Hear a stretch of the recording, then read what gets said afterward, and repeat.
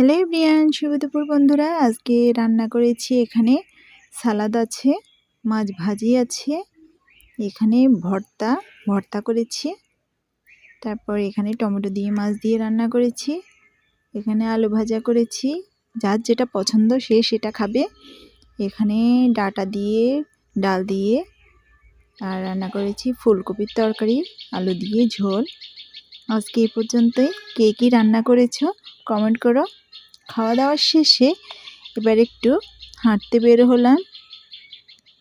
এটা আমাদের ক্ষেত, সবাই কাজ করছে।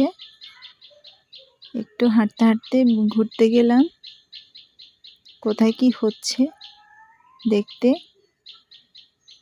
সবাই শীতকালে সবাই রোদ্রে কাপড়গুলো শুকাতে দিয়েছে, তাও তোমাদের সাথে একটু শেয়ার করলাম দুষ্টুমির সাথে। আমার ভিডিওটি যদি ভালো লাগে লাইক কমেন্ট শেয়ার করো আর ফলো দিয়ে পাশে থেকো।